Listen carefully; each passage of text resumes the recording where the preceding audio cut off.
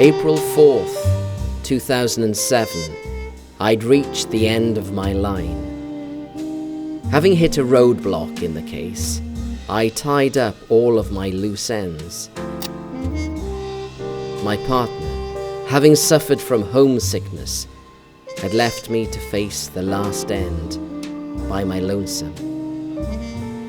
Question is the kitty gonna get to play or lose one of his 9 lives? It was a case of 2 missing girls.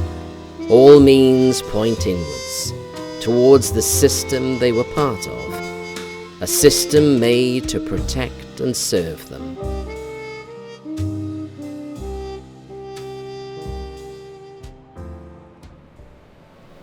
Detective, welcome. Mighty fine place here, Green. Towers over you like a castle. Well, I suppose that makes me its king. Eh, old chap? Right. Just here to ask a few questions. 5 or 10 minutes, all I need. Why, of course. Never has there been a stronger ambassador for your kind's work than I. Now, come, old chap. I'd advise that the goods remain untouched while I'm here. If you kindly. Oh, don't you worry. I understand. All a part of the routine. Now, come, boy.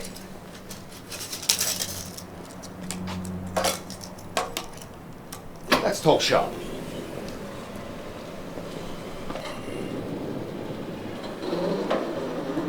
So, what can I do for you, Detective? I'm here for inquiries into Wayne Girls' disappearance. I'm sure you're familiar. Oh, yes, yes. Terrible to have lost their souls. So young and full of potential, yes? Well, if you could run a certain amount by me, I'd be on my way. Of course. Do go on. We'll start simple. Where were you February the 12th? Oh dear. Now that's a puzzle. Tell you what, old chap. Walk with me to my office.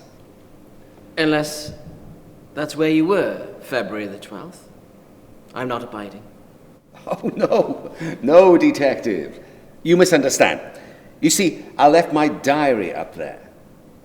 Now, again, if you'd be so kind.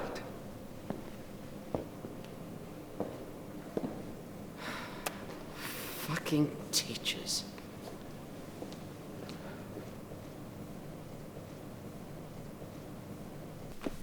Right. Catch me up on proceedings. Well, not much to give. Been struggling to make much sense of it. Never mind brass coming down on us like we're the suspects. Even after all this time? Yeah. Ain't it a hell's chance with all these witnesses they keep throwing at us? Well, if I were to be so bold, I believe it was the British sentiment that said, keep calm and carry on. I believe in this case, these words shall resonate with you, Detective. Let me ask you, Professor. How can these people really be called witnesses when the most they can give us is that the victims were quiet for their age?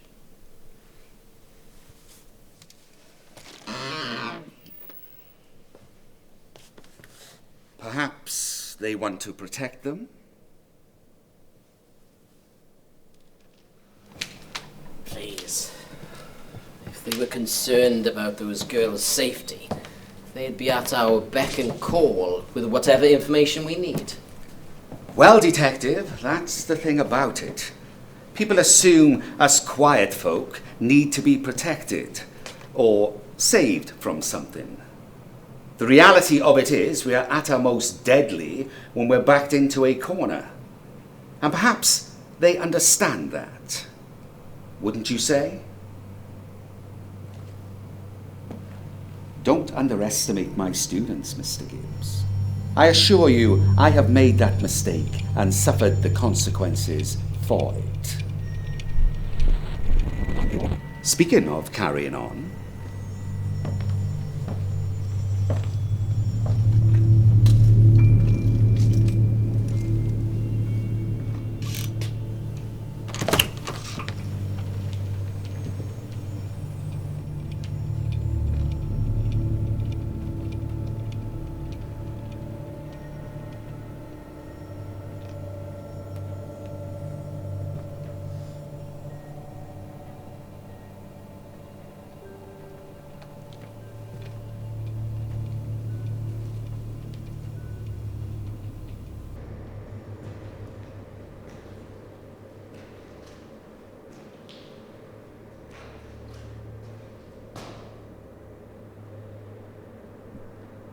Green? Green! Well, I'll be. Even the hard-boiled detectives get scared once in a while.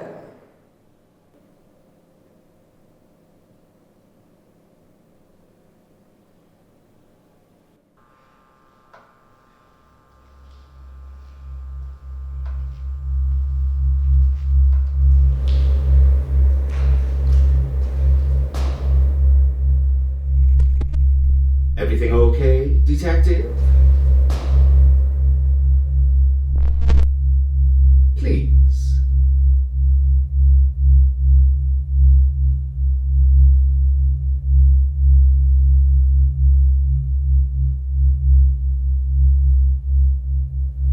Well, Mr. Gibbs, it would appear that despite all this time, we have made absolutely zero progress in this case. Yes. Would seem that way. If I had any sense, I would begin to think that you don't entirely trust me. Well, even our hard-boiled detectives have our secrets.